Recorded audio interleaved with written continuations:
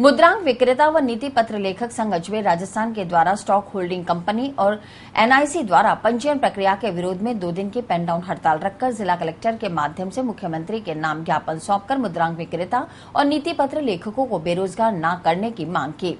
आंदोलनरत मुद्रांक विक्रेता और नीति पत्र लेखकों ने बताया कि मुद्रांक विक्रेता के बेचने की सीमा 3 लाख से घटाकर 1 लाख कर दी, उसके बाद 1 लाख से घटाकर 50,000 कर दी गई और अब एक निजी कंपनी को लाभ पहुंचाने के लिए राज्य सरकार ने 50,000 रुपए की सीमा को घटाकर 500 रुपए करने का प्रयास किया जा रहा है। इससे प्रदेश के हजारों मुद्रांक विक्रेताओं की रोजी रोटी छिन जाएगी। इसी तरह एनआईसी का सॉफ्टवेयर लागू कर दस्तावेज प्रक्रिया को जटिल बना दिया गया है। ई स्टैंपिंग पंजीयन प्रक्रिया भी इतनी जटिल है कि किसी पक्षकार के नाम, पते और संपत्ति विवरण में कोई गलती हो गई तो उसे सही किया जाना संभव नहीं है और न ही ई स्टाम्प के पुनः भुगतान का कोई प्रावधान नहीं है। जिस प्रकार आए दिन यहाँ सर्वर डाउन होना, स्टॉक होल्डिंग को जिस प्रकार का ये एक लाइसेंस दिया है और महाराष्ट्र की कंपनियां, कई तरह की कंपनियां खड़ी है और प्रदेश भर में असंख्य स्टाम्प वेंडर जिन्हें बेरोजगार कर उनके परिवारों के साथ में कुठाराघात करने की एक कोशिश की जा रही है, जिसे ये यूनियन बर्दाश्त नहीं करेगी और हम मिलकर इस आंदोलन को और कितने दिन भी अगर चलाना पड़ा तो निश्चित रूप से हम किसी भी हद तक जाकर इस आंदोलन को अच्छा और पूर्ण समर्थन के साथ में पूरा करेंगे। वहीं स्टॉक होल्डिंग कॉरपोरेशन इंडिया के शाखा प्रबंधक रवि चांदवानी ने बताया कि प्रधानमंत्री नरेंद्र मोदी की मंशा के मुताबिक स्टाम्प वेंडिंग और नीति पत्र लेखकों की कमीशन प्रक्रिया को रोकने के लिए ई स्टैंपिंग प्रक्रिया लागू की गई है, जो कि बेहद सरल और सुलभ है। इससे पक्षकारों के समय के बचत के साथ उन्हें आर्थिक बचत का लाभ भी मिल सकेगा। ई स्टैंपिंग सर्वप्रथम राज्य सरकार को कंप्यूटर के द्वारा मुद्रांक करने की पद्धति है। इसके द्वारा जो फिजिकल स्टाम्प पेपर में जालसाजी होती है उसको बहुत कंट्रोल आया है। ई स्टैंपिंग को चलते हुए 3 साल हो गए। स्टॉक होल्डिंग कॉरपोरेशन एक सरकारी कंपनी है। इसके द्वारा लोगों को कभी भी कितने रुपए का भी एक 501 से अधिक से लेकर कितने रुपए का स्टाम्प पेपर एक सिंगल स्टाम्प पेपर के रूप में जनरेट किया जाता है। एवं जो भी समस्त लोग हैं यहाँ पे अजमेर में लास्ट वित्तीय वर्ष में 25 करोड़ से ऊपर इसका कारोबार किया गया है। इस जन सुविधा से अधिकतर लोग अत्यधिक प्रसन्न है एवं नई प्रणाली में 500 अलग अलग छोटी छोटी ब्यावर, किशनगढ़ इस जगह पे भी ये सुविधा उपलब्ध है। राजस्थान सरकार की एक बहुत ही चराई पद्धति है जिसके द्वारा जो ई स्टैंप कैलगरी घोटाला हुआ था, इस प्रकार के कांडों को रोकने के लिए एवं नरेंद्र मोदी जी के जो ई प्रणाली हर चीज को ई करने के लिए लोगों जन जन तक सुविधा प्रदान की जा रही है। क्योंकि लोग अब घर बैठे रजिस्ट्री टाइप फीड कर सकते हैं, कंप्यूटर अपनी सुविधा प्राप्त कर सकते हैं, परंतु ये पिछले लोगों का कमीशन रोकने के लिए भारत सरकार और राजस्थान सरकार की एक बहुत अच्छी पद्धति चालू की गई है।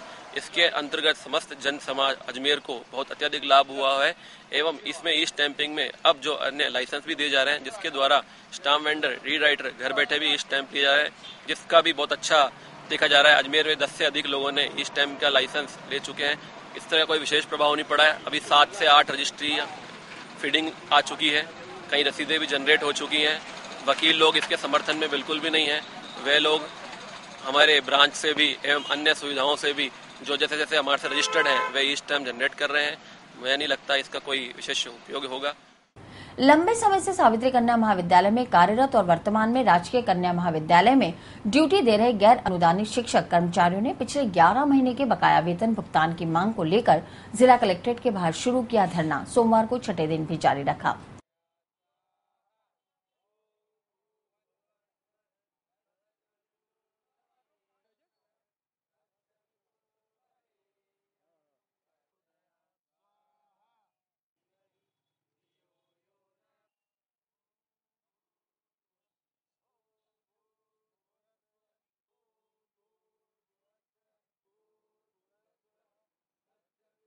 हम सावित्री कॉलेज के गैर अनुदानित पदों पर कार्यरत कर्मचारी गण हैं।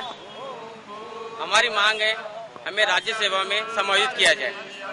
इसलिए हमने जिलाधीश महोदय के कार्यालय के बाहर अनिश्चितकालीन धरना दिया है। आज हमने सद्बुद्धि यज्ञ रखा है। इसके माध्यम से हम राज्य सरकार को ये कहना चाहते हैं कि हमें समायोजन की प्रक्रिया को पूर्ण कर और राज्य सेवा में समायोजित किया जाए, हमें राहत प्रदान की जाए। हम भरी भीषण गर्मी के अंदर करीब 6 दिन से यहाँ धरने पे बैठे हुए हैं, फिर भी राहत के रूप में 2 शब्द न तो प्रशासन की तरफ से मिला है न ही राज्य सरकार की तरफ से मिला है। हम इसलिए आज सद्बुद्धि यज्ञ रखा है हमने, और हमारी पीड़ा सद्बुद्धि यज्ञ के माध्यम से राज्य सरकार और प्रशासन को पीड़ा व्यक्त करने का एक माध्यम बनाया है हमने, और ईश्वर से प्रार्थना की जा रही है कि हमको राहत प्रदान कर और हमें राज्य सेवा में समाहित किया जाए। राजस्थान शारीरिक शिक्षक बेरोजगार संघ ने राजस्थान लोक सेवा आयोग के सचिव के नाम दिए ज्ञापन में एक बार फिर शारीरिक शिक्षक भर्ती परीक्षा 2013 का परिणाम अतिशीघ्र घोषित करने की मांग दोहराई। राजस्थान शारीरिक शिक्षक बेरोजगार संघ के जिलाध्यक्ष ओम प्रकाश टांक ने चेतावनी देते हुए बताया कि यदि 7 दिन में आरपीएससी ने परीक्षा परिणाम घोषित नहीं किया तो आरपीएससी के बाहर उग्र प्रदर्शन करते हुए अनिश्चितकालीन धरना शुरू कर दिया जाएगा, जिसकी जिम्मेदारी आरपीएससी प्रशासन की होगी।